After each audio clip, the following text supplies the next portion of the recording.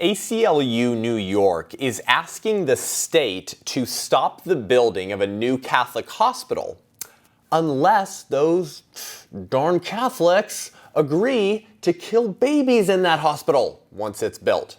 California Democrat lawmakers will now provide abortions for the female inmates allowed to be raped after sending rapists who identify as women into the women's prisons.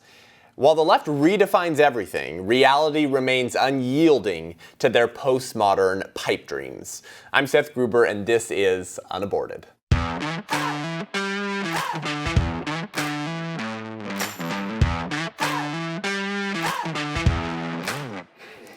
Welcome to the show today, guys. Thank you for joining us in studio here again. It's good to be back from vacation. I was out of studio for 3 weeks. We'll be moving back here to doing 2 episodes a week. But thank you guys for staying tuned in with this show. It really means a lot to me. It's been a pleasure and honor and real blessing to be able to build this sort of platform and community of people who tune into the show because you care about life, because you're disturbed with what's happening in the country, because maybe you, like so many others, have reached your line in the last few months or last year or so where just saying you're pro-life, saying you're conservative, saying you care about the country is just not enough. And you want to remain educated, informed in order to act on your beliefs and to do something about them. And that's what we talk about on this show is how do you actually defend what you believe about the dignity of life in the womb? And how do you seek the good of the city where we're in exile as Christians in the meantime before God comes back to fulfill his commandments, to love our neighbor. And the unborn is the only neighbor that it's legal to kill. And so we're going to dive into a lot of ideas today. Really disturbing news, however, out of New York. So the ACLU chapter in New York, which is, I believe, is called the New York Civil Liberties Union, but it's a chapter of the ACLU, probably one of the greatest legal enemies to the preborn child, is asking the state of New York to stop and halt the building of a new Catholic hospital unless that hospital agrees to kill babies. You can't have religious theocratic Catholics enforcing their religious views that the science says human life begins at the moment of conception and human rights are based on our human nature, and we had that nature from the moment we were human, the moment of conception. Wait, that doesn't sound like a religious dogma. That sounds like science, like life begins at conception. Well, but this is what the left has to do, right? They have to label that pro-life position, which is based on science, just a religious creed. And don't you know we have a separation of church and state? So New York Civil Liberties Union, very upset that a new Catholic hospital is being opened because they know that Catholic hospitals, Catholics in general, tend to be very pro-life and tend to refuse to perform or assist with abortions. And so a Catholic hospital wouldn't kill babies. And that's an injustice to the women in this community where this new hospital will be being opened because they won't have quick and local access to reproductive justice. The euphemism that they require to describe the genocide of killing babies as just a women's right issue. So according to Live Action News on July 28th, the New York Civil Liberties Union, a localized branch of the ACLU, is asking the state to force a new Catholic hospital to agree to commit abortions if it wants to open. New York City Liberties Union fellow by the name of Gabriela Larios denied that their actions would, quote, infringe on Catholic Health's religious liberty, the name of this hospital and group, Catholic Health. She's saying, no, it won't infringe on their religious liberty. Of course it will. They're saying we don't want to be forced to perform or provide abortions because our faith says, and coupled with the science, but our faith says that human life begins at the moment of conception, that's an image bearer of God in the womb, and we can have nothing to do with harming or killing those human beings. And so this fellow from the Civil Liberties Union says, no, we're not attacking Catholics' religious liberty. We're just expanding health care. Here's what she said. She said, what we are trying to do here is ensure that health care is available to all people. Comprehensive health care, reproductive health care, end-of-life care. This is not a religious liberty issue. Okay, so you need to get this if you're not woke to this already. That's the play right there. That's the play, what they do. They deny people their religious liberties by redefining their religious beliefs as anti-science, right? So, hey, Catholics, oh, it's your religious belief that that's an image bearer of God in the womb who's being knit together by the creator of the universe, and also it's a human being from the science, but you know what? That's anti-science, that's anti-health. They have to label that position anti-science or anti-health because they know that if they dig into that religious belief, they'll find that this is not purely a religious belief, it's also based on an objective moral order, the objective findings of science that human life begins at the moment of conception. So science becomes anti-science, just like men become women and unborn babies become non-persons. They have to defy the natural order, right? Because if you acknowledge a natural order, you might be forced to acknowledge the source of that natural order, God himself. And nothing is more scary to the liberal establishment and the party of death than that. So they have to say abortion is just health care. And so you Catholics, you can't enforce your subjective religious beliefs onto others by denying them health care. Do you see the problem with that? That begs the question. It's a logical fallacy. Now, in case you are not familiar with that fallacy, begging the question doesn't mean asking a question. Sometimes people say, well, that begs the question. Did you really mean like it leads to demanding a question? That's not what beg the question means. It's actually a logical fallacy where you assume your conclusion. It's a logical fallacy in which you assume the very thing that you must prove in the first place in order for your argument to work. And nearly every pro-abortion argument does that. For example, someone might say, abortion is a privacy issue, best left to women's own conscience. How dare you pro-lifers intrude into the private family medical decisions of a man and woman when they decide whether or not to get an abortion? That's a privacy issue. And then I ask, should women be allowed to kill their toddlers as long as they do so in the privacy of their own homes? And the pro-choicer goes, oh, what? Kill toddlers? No, that's not a privacy issue. You can't do that. And then I say, well, why not? And they say, well, because that's a human being. Ah, yes, exactly. It's a human being. So you can't appeal to privacy to justify killing toddlers.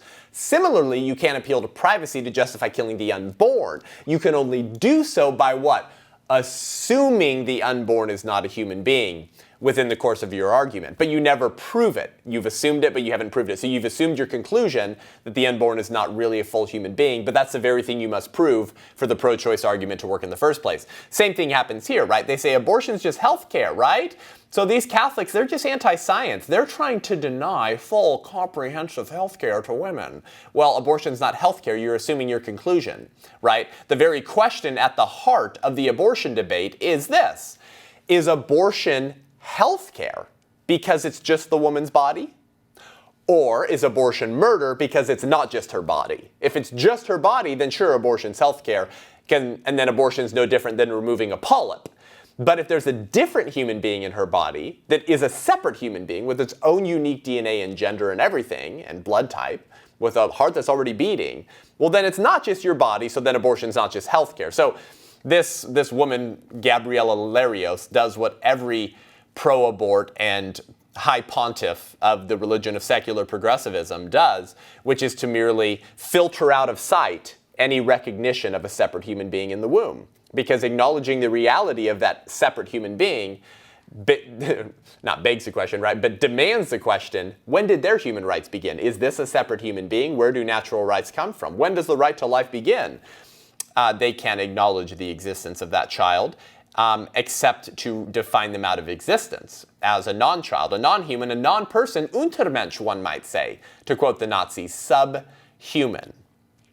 So Larios goes on here. She says, religiously affiliated healthcare providers often follow religious and ethical directives prohibiting certain kinds of treatment, including miscarriage management and gender-affirming surgery. Okay, again, that's the redefinition of reality. When she says gender-affirming surgery, what she means is a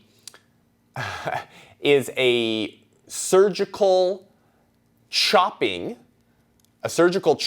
procedure that rejects your original and only gender to make you feel like the gender that you're not but that you feel that you are. So it's not a gender affirming surgery, it's a gender mutilation. It's a genital mutilation surgery to make yourself feel like the other gender. Because why? Because the real me is who I feel like I am inside. So we're affirming those feelings, even if we have to chop up your anatomy to make you feel that way. And this is based off of the old heresy of Gnostic dualism, which says the real you is not your body, it's who you feel you are on the inside. So again, these are the type of language they have to use. She says, these directives depart greatly from medical standards of care, threatening patients' health and lives and inflicting dignitary harms. Okay, what's this civil liberties union chick saying? She's saying that sometimes when religious people abide by their religious perspectives and beliefs, that harms other people. Why? Right, because she's saying it's a theocracy, it's the imposition of religious ideals onto the American public. But this is funny, she never explains how religious hospitals, like Catholic hospitals, which are required to have the same certifications as any other hospital, would depart greatly from medical standards of care. She never explains how, because this Catholic hospital will be run by Catholics with a certain worldview, that somehow departs from medical standards of care, because this Catholic hospital, in order to operate, would be required to have the same certifications as any other hospital, just like every other Catholic hospital in the country that's currently in operation. So she just makes these assertions in order to discredit the individuals behind this Catholic hospital, because she hates them, because she knows that they won't be performing abortions because they're Catholics and they acknowledge the science, which Larios calls anti-science. Yes, you're not supposed to be able to follow this, okay? This is an Orwellian world where 2 + 2 literally does equal 5. Now, you may recall that Trump and his administration had an Office of Conscience Rights and Protections housed within the HHS for this very reason, to allow clinicians and obstetricians and gynecologists and nurses to object to abortion, to give them the natural right to say, performing or assisting with an abortion violates my religious or moral beliefs. It didn't have to be a religious belief. It could have just been, I believe abortion is immoral, and I'm an atheist, and I don't want to be coerced into performing or assisting with an abortion. It was one of the good things the Trump administration did, was to ensure that the culture of death and their power structure, the Democratic Party, wasn't allowed to force people to perform or assist with abortions upon threat of career termination. In other words, kill babies or else. Kill babies or we'll take your job. Well, the left lost their minds over that too, just like they're losing their minds over a Catholic hospital that will be providing good health care and services, minus the baby butchery part. They lost their minds over Trump's Conscience Rights and Protections Office as well.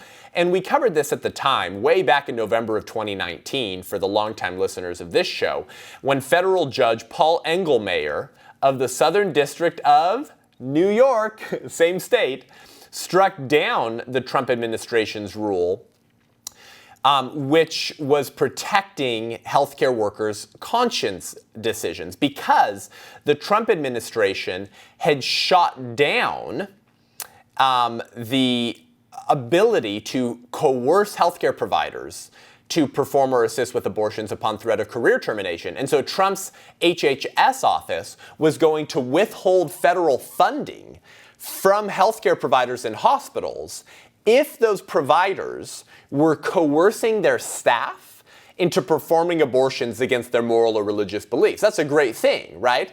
So it was the conservative, reaction and response to what is the current liberal response right now, right? The New York Civil Liberties Union is saying, you need to shut down this hospital because they might not perform abortions. And the Trump administration was saying, no, you need to not coerce people into performing abortions, or we're going to remove your federal funding.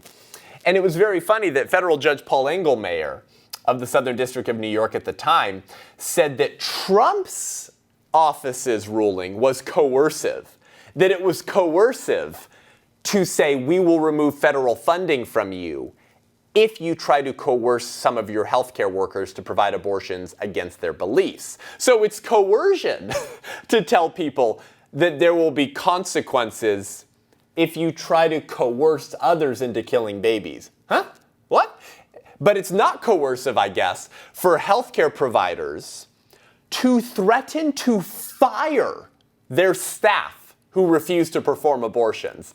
That's not coercive. And that's what federal judge Paul Engelmayer was trying to protect and uphold, was to allow healthcare providers to threaten career termination to their staff if they personally asked to not have to perform or assist with an abortion, even though there was always another nurse or another hospital who would have killed that baby, right? But that's not enough, right? You see, it's not enough that someone else can provide that quote-unquote right to an abortion. No. You must obey the culture of death, and you must provide that abortion, or you'll be thrown out into the secular progressives' utter darkness, where there will be weeping and gnashing of teeth.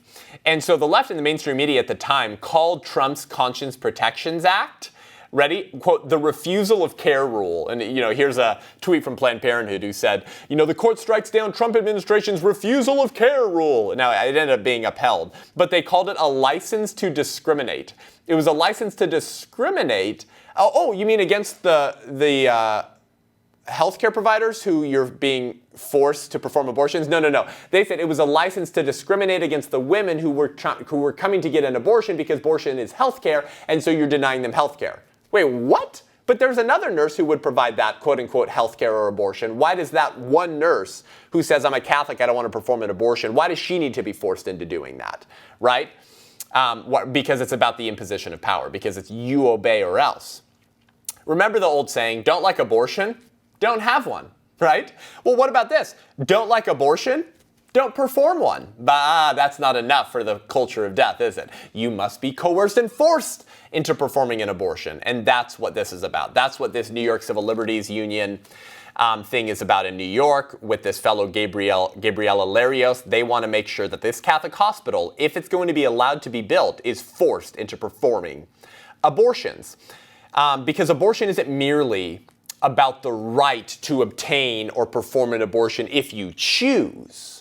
Right? Don't buy that language. It's not about abortions for those who want it, even though they're doing crazy sex ed to indoctrinate children to have sex so they can sell them abortions. It's not just about if you choose to perform the abortion. No, it's that you must perform it. It's about the imposition, the power to coerce you into complying, right? To justify their regime, to remind you that we're the ones in power. We're God. We're the serpent, right? Who will tell you that you can be as gods. Unless you threaten the power and the exercise of power of the culture of death. Because if you have the freedom and right to disobey them, if you have the freedom and right to not obey, if these Catholic nurses and hospitals have the right to say, no, we have religious liberties, we have natural rights, the right to exercise and live out our faith. And that means not killing babies who are human beings. If you have that natural right to disobey the governing authorities, the liberal establishment, the culture of death, that's because those natural rights come from God and not man. Right? But if that's true, then maybe all human beings have such natural rights. And what natural right do you need before you can exercise any other natural right? Life. Life itself. But you see, the left cannot acknowledge any such thing as natural rights, because doing so means that there is a God and they are not him. And that there are also limits to their political goals and pipe dreams. If there is a God, and man is created in the image of God, then human nature is fixed, right? Human nature is not endlessly malleable. Human nature is not a gelatinous blob which you can shape to meet your liking. Human nature is actually fixed because there's an objective moral order, because there's an objective moral lawgiver, God himself. So if it's wrong to force Catholics to perform abortions because that violates their natural right of religious liberty, one of the natural rights this country was built upon, that means that natural rights do exist, right? If the New York Civil Liberties Union and the culture of death and the Democratic Party acknowledge this Catholic hospital's natural right to religious liberty, then that means natural rights do exist. But no natural rights can exist unless the right to life exists first. The very right the left claims is a fantasy, right? Very interesting. So you see, Democrats, the culture of death, the Democratic Party, they know that any discussion of natural law and natural rights inevitably leads to the abortion debate every freaking time. Because the abortion debate is the ignoring, the refusal to grant the first and most important of all rights, upon which every other right flows, and upon which this republic was built.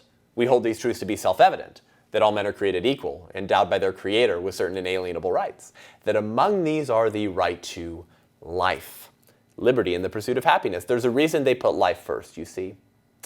People like Joe Biden, who is an empty suit for the culture of death to achieve their utopian pipe dream goals.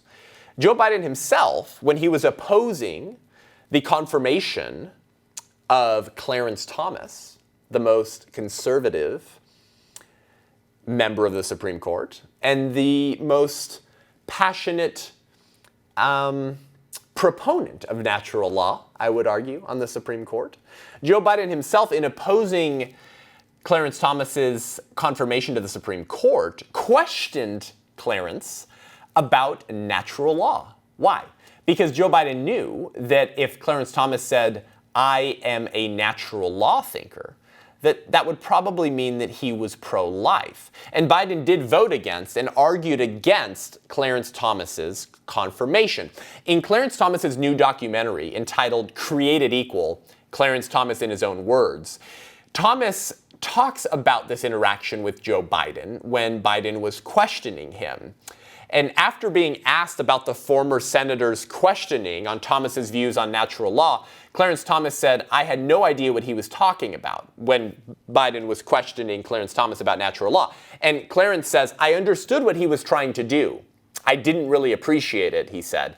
"Natural law was nothing more than a way of tricking me into talking about abortion."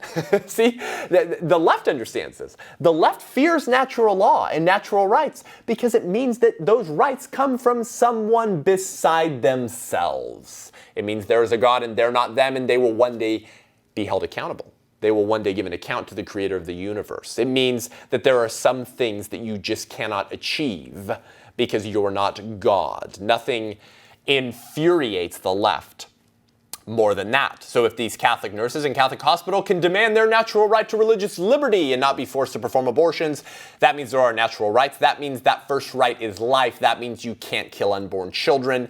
That means that our Supreme Court, which acknowledges natural law, which built this republic, ought to protect the rights of the unborn, which was why Joe Biden was so infuriated that Clarence Thomas might acknowledge natural law in his confirmation hearings in 1991.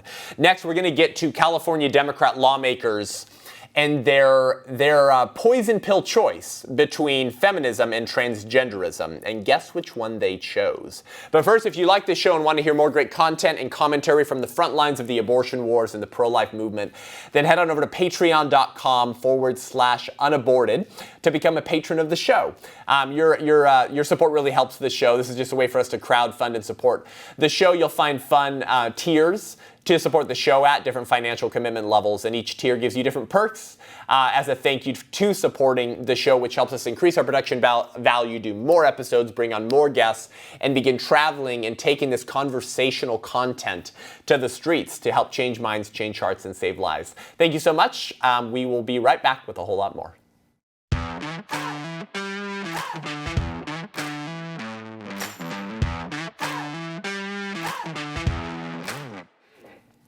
So California Democrat lawmakers are being forced to pick between two options here, between feminism and transgenderism. And you won't guess which one they chose. But you see, they have forced themselves into the situation where they can no longer support the premises of feminism and the premises of transgenderism, because they are indeed at odds with one another. But when they try to have it both ways, chaos and havoc results, and they end up trotting upon the rights of the very individuals that they claim they're a champion for. Women, right? That's who the Democrats say they're for. We're for women, women's rights, women's equality. Well, apparently not. And if you're a watchman for our times, if you're an observer of the political climate and political wars that America finds itself in, this will be of no surprise to you. So what do I mean by this? Well, California Democrat lawmakers are going to begin providing abortions for the women that they allowed to be raped in the first place in female prisons, because they're sending rapist men into women's prisons. According to Live Action News on July 28th, according to a new report from the Women's Liberation Front, the Central California Women's Facility has added new pregnancy resources to its medical clinics, including information on how to obtain abortions. Women's Liberation Front says women incarcerated at the facility, this Central California Women's Facility, have been put into an unacceptable situation, resulting from the passage of legislation allowing, quote, transgender, intersex, and non-binary inmates the right, regardless of anatomy, to choose whether to be housed in a male or female prison, according to the Los Angeles Times. As reported by the LA Times, listen to this, at the Central California Women's Facility in Chochilla, there's fear. Inmates, so the actual female inmates say that the guards have warned them that, quote, men are coming, end quote, and to expect sexual violence. Quote, that if we think it's bad now, be prepared for the worst, that it's going to be off the hook, it's going to be jumping. Tamikia Johnson, 41, said staffers have told her. They say we're going to need a facility that's going to be like a maternity ward. They say we're going to have an inmate program where inmates become nannies. So how sick are California Democrat lawmakers? Well, there's two bills in question here. The first is SB 132, which allows transgender, non-binary, and intersex inmates, regardless of anatomy, to be housed in the prison they feel best aligns with their gender identity. Because it doesn't matter if you have a penis, it doesn't matter if you're a man, and that's all you'll ever be, because human nature is fixed and there is an objective moral order. It doesn't matter. I feel like I'm a woman inside somewhere. There's a little girl inside me, inside my soul. And so, you know, I'm a religious devotee of the religion of secular progressivism, which is based on the heresy of body self-dualism, which says your body's not the real you is who you feel you are inside, so I can liberate myself from the constrictions of human nature and redefine myself into a woman. So if you just say you're a woman one day, there's no prerequisite to prove that somehow you've pulled that off, that mystical, magical procedure. But if you just say it, and you're a male inmate in a prison, you can be transferred to the female prison. Okay, that's what SB 132 is enabling, thanks to these sick California Democrat lawmakers. The second bill in question is Assembly Bill 732. And this passed, and it's allegedly going to improve the quality of the health care and accommodations pregnant people receive in California, because you can't say pregnant women, because any person can get pregnant, because if you're a man, you can be a woman. Pregnant people receive in California's jails and prisons. Here's what the Assembly bill says. If you are pregnant or become pregnant, this is from the bill, you have rights and access to the following. And then they list like pregnancy care and some other things. But on that list of things that they will have access to are pregnancy termination and emergency contraception. Those are some of the things that California lawmakers are saying that they will provide to pregnant people if they become pregnant in California jails or prisons. Well, only women can become pregnant. So what are they saying? They're saying if you get pregnant as a woman, but women are in female prisons. And so how are they getting pregnant? Well, thanks to the first bill that says we will send men into your female prison if they say, but I'm a woman inside. So what are California Democrat lawmakers doing? They're saying, oh yeah, I kind of foresee that if I send men into, who many of them will be rapists, into female prisons, they'll probably rape the women because they're not actually women and they actually have a penis. And so some of these women in these women's prisons will end up getting pregnant. So we need this second bill, which says if you become pregnant, right, listen. If you are pregnant or become pregnant, who is this talking to? To female inmates. How will they become pregnant in a female prison with all women? Because we're sending the men into there. So California Democrat lawmakers are saying, oh yeah, you're probably going to get raped. So here's some abortions and emergency contraception, or the Plan B, morning after pill, in case you're raped and you don't want to get pregnant, or if you do get pregnant, we'll help you kill the baby. What in the freaking world? And we were told by woke progressive pastors, vote for Democrats because that's what real pro-lifers do. Because don't you know, studies have shown that Democratic policies decrease the abortion rate. And that's what we really want. We just want a few less abortions, not to make it illegal and unthinkable. Vote for Democrats, right? Remember pro-life evangelicals for Biden? Remember the evangelicals for Biden group? Disgusting. Well, so much for Me Too, huh? Live Action News reporting, there have been nearly 300 requests from transgender women, let's translate that, men. There have been nearly 300 requests from men, some of whom are convicted rapists. Isn't that lovely? Oh, no one could have predicted that rapacious men, when given the opportunity, would want to go live with a bunch of women? That's so strange. Wow, it's almost like human nature's fixed and we're all fallen and sucky, and you can kind of predict human behavior based on prior choices because we're all fallen and we make bad choices. Wow, that's just crazy. That they have requested to be transferred from men's prisons to women's. Nearly 300 requests, many of whom are rapists.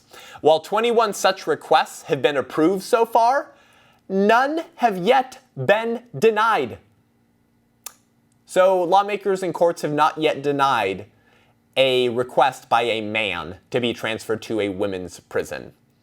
One inmate told Amy Ichikawa, who's the founder of Women to Woman, that it was as if the government of California had, quote, listen, this is from an inmate, a female inmate. It was as if the government of California had, quote, given the okay for men to rape us because you have a plan to take care of the aftermath.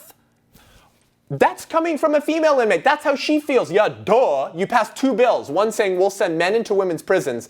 And secondly, oh, if you get pregnant as a result of rape somehow, oh, I can't imagine why that would have happened, that we'll provide you an abortion and we'll help kill the baby. This is why the feminist movement cannot survive alongside the transgender movement. They represent two polar opposite views of human nature. Feminism says human nature is somewhat fixed. Right? There is such a thing as women. Now, many feminists, quote unquote, support abortion, which doesn't acknowledge that human nature is fixed because they say that the unborn child is not really a human, or if it is, we can kill it because it's not a person. But feminism acknowledges that human nature is somewhat fixed, that there are real things as men and there are real things as women, and one cannot become the other. But transgenderism says men can be women whenever they want, by simply claiming it to be so, by asserting their desires and political will onto that gelatinous blob of human nature because it's endlessly malleable. Those two worldviews cannot be held in tension. They are in fact contradictory.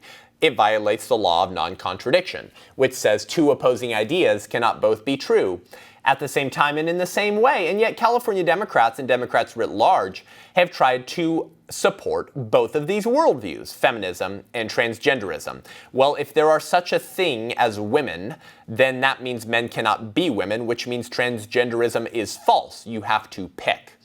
So what happens when transgenderism meets feminism? What happens when transgenderism meets Me Too? Hashtag Me Too. Well, transgenderism wins. California Democrat lawmakers are saying, so much for women being raped, so much for women being abused by rapacious, degenerate men. We're going to send those rapists to you. Have fun, and if you get pregnant, we'll kill the baby for you. Wow. Because transgenderism is the fulfillment of the liberal orthodoxy. The fulfillment of Justice Kennedy's mystery passage in Planned Parenthood v. Casey. Do you remember? That at the heart of liberty is the right to define one's own concept of existence, of meaning, of the universe, and of the mystery of human life. Justice Kennedy, authoring the Planned Parenthood v. Casey decision. At the heart of liberty is our right to define reality. Well, if our right to define reality is at the heart of liberty, right, then there is no end to that political project. You can simply redefine reality whenever it fits your political goals. Transgenderism is the fulfillment of the liberal orthodoxy and of Kennedy's promise and mystery passage. that if we can redefine reality itself, then men can be women. And so if men who think they're women rape women, it's not actually men raping women, it's just lesbianism rape, because those men actually became women. But if the real woman with real natural rights to not be abused, namely these female inmates, right? Those are real women with real natural rights to not be raped. If those women get in the way of the liberal orthodoxy of redefining reality, then they, like preborn women, will be sacrificed, right?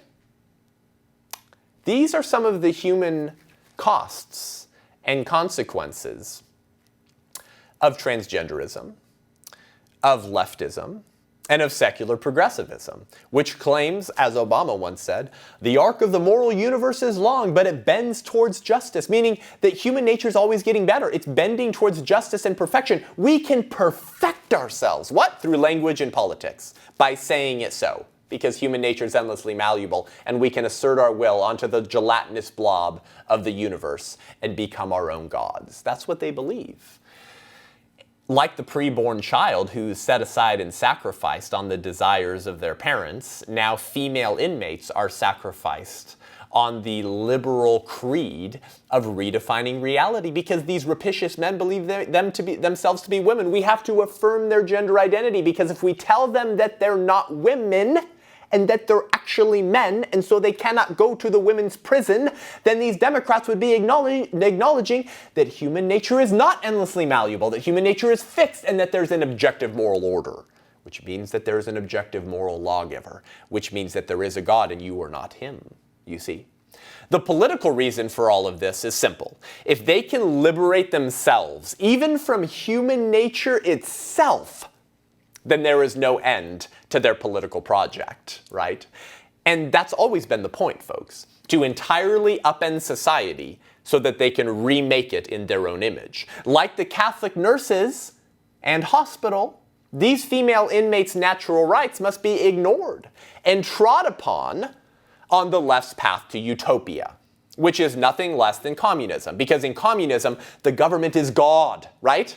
The government is God. The only rights that exist are the rights granted by government. They define reality, and they can redefine it whenever they wish. They're the ones in control. They are the ones with their hands on the reins of political power. So whoever can grab those reins is God. Remind you of a book, I don't know, George Orwell, 1984. Have you read it? The character Winston predicted all of this, predicted this exactly, that the government becomes God and can redefine reality. But it's not enough, right, that the government can pull that off. You have to be coerced into abiding, into obeying, into acknowledging the fantasy reality that they pulled out of their butt. So Winston says, in the end, the party would declare that 2 and 2 made 5. And you would have to believe it. It was inevitable that they should make this claim sooner or later. The logic of their position demanded it. Not merely the validity of experience, but the very existence of what? Of an external reality was tacitly denied by their philosophy. The heresy of heresies was common sense. That's right. You can't acknowledge the existence of an external reality, of an objective moral order, because it means you're not God. And then it means that the people might acknowledge the fact that there's an objective moral order, and our elected representatives don't only serve at our consent, but they're going to be held accountable to the creator of that moral order, God himself. If the people begin to believe that, that's going to threaten our political regime, our power, and our attempts at redefining reality and remaking the world in our own image. But like the big brother government in 1984, it's not enough that you say that 2 + 2 = 5. You have to believe it. And until everyone is ideologically uniform and looks just like the reigning political regime, then they will not have accomplished their goals, because they're God. And if they're God, they get to decide who lives and who dies. And they get to coerce you to comply. Like the Catholic nurses insisting on their religious liberties, like the female inmates insisting on their natural liberties and rights to not be violated or abused, the unborn's existence is also a threat to their goals, isn't it? Because the reality and existence of an unborn child demands recognition. And the advent of the ultrasound, which has humanized the child in the eyes of the American public, has helped with this. You can no longer ignore the existence of that child, but the very fact that that child exists demands that we ask this question: when did this human being's human rights begin?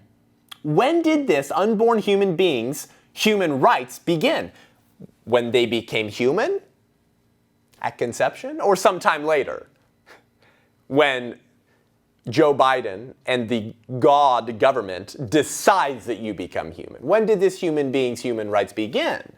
They hate the unborn for the same reason they hate you, for the same reason that they hate these female inmates, for the same reason that they hate these Catholic hospitals and nurses, because in each case, there are individuals demanding their natural rights. You demanding your natural liberties and rights to run your businesses in accordance with your best judgment, to calculate your own risk level before deciding to get jabbed by a vaccine, insisting on your liberties to gather and worship and sing. When last year Governor Newsom Leaney in California said no singing unless it's the hymnal of the religion of secular progressivism in the streets of LA as you sing and scream, "America sucks, burn it down." If you insist on those natural liberties, if the unborn's existence says I'm a human being, where are my natural rights? If Catholics say where are my religious freedom? And if feminist female inmates say where's my bodily autonomy to not be raped by men who are pretending to be women, if you acknowledge those human beings and their natural rights, then you're led to ask the question, where do human rights begin? Who gives rights? Where do these rights come from? Do they come from the government, or do they come from a higher moral order? That's what scares the left more than anything else. That maybe the serpent was wrong in Genesis 3, and they will not be as gods. They will not live forever. They might burn forever, but they won't live forever. They hate the unborn for the same reason they hate you. You're a constant reminder to the party and culture of death that there is a God, that there are natural rights, and there are limits to what you can do. Because there's an objective moral order, there is an objective human nature. There is good and there is evil, there is truth and there is lies. We're a reminder of that. That's why you listen to this show. You want to be equipped to defend the true, the good, and the beautiful, and to oppose and fight against the evil, the lies, and the murderous agenda of the party of death, which literally believes themselves to be God, because the government will grant rights, can also take them away. The only question for you and me is this: will we, those who were not aborted, stand and fight for the rights of those that the left ignores and hurts and kills? The women in these prisons, the Catholic nurses who don't want to perform abortions, and the unborn children in our midst. Will we seek to obtain and wield political power with the same passion and strategic focus that the left has for decades, as they have attempted to redefine reality and to recreate society in their own image? Will we seek to obtain that political power? What? For the same reason? What? So we can be as gods? No. We have a far better reason to do so, don't we? To love our neighbors, to hold evil in check, and to honor God. I don't want to hear one more time from John Piper or Tim Keller or David Platt or Andy Stanley or any other woke Christian progressive like Phil Vischer that we're making an idol out of politics, that we're not honoring God because we're putting our desire for political power before our command to love and honor God. No. Being a Christian in America means that political power is stewardship, right? To steward what you've been given. And does Jesus have some colorful language in a parable about people who didn't steward what they were given? I don't know, the parable of the talents. Yeah, the guy who buried his treasure and did nothing with it. You will find some of the most colorful language from Jesus' mouth in response to the man who didn't steward what he was given. In America, political power is merely stewardship. Because rather than allowing our neighbors to be murdered by an authoritarian regime because we can do nothing to stop him, we've been given self-government and political power to shape how the country looks like. That's an opportunity to love neighbor. That's an opportunity to protect the natural rights that come from God that the left can't acknowledge. That's an opportunity to hold in check the power of the party and culture of death, which are now sacrificing the very women that they say they are Me Too for to be raped by men. That's an opportunity to hold in check the power and murderous agenda of people who have murdered over 63 million unborn children and image bearers of God since 1973 in America alone. That's an opportunity to hold in check the power of the culture and party of death, which want to chop off the penis of your 8-year-old if they played with a Sally doll one time and they told their public school teacher that they're a girl. And then that school will begin indoctrinating that child into the religion of transgenderism against your wishes or knowledge. Should we put check on that? Should we maybe seek to stop that by wielding the same political power that the left has for years because in America we're the sovereign? I would hope so.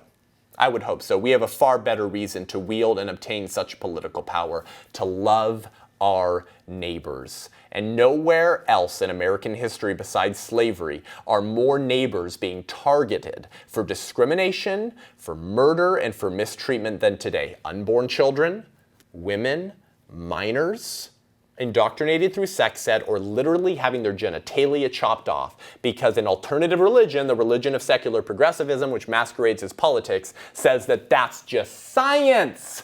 Just like that New York Civil Liberties Union individual said this Catholic hospital's position is just anti-health and anti-science. Well, it's about time we start using correct words, because language, like human nature, is objective. It refers to something in the real world. Because we shall not be as gods. We were created by a God, and that means we have duties, we have responsibilities, and we have to live within the moral order that God himself has created. We can acknowledge that moral order and seek to honor it by loving our neighbors, or we can accept the serpent's lies that we ourselves are gods. And if the real God gets in the way of my deification of self and society, then he will have to be set aside, just like women, just like children, just like unborn children.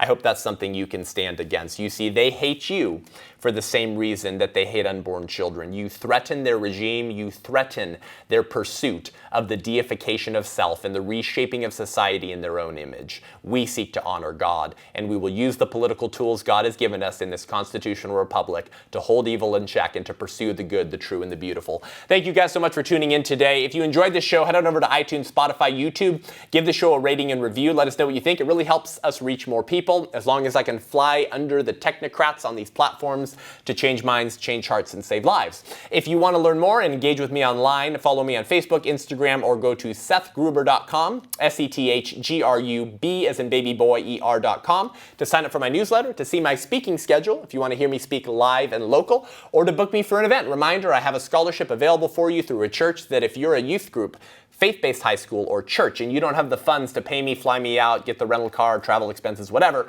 let's do it anyways. We're going to underwrite all the costs for you. Book me now before my year in 2021 is full. Thank you guys so much for joining me today. Until next week, I'm Seth Gruber, and this is UnAborted.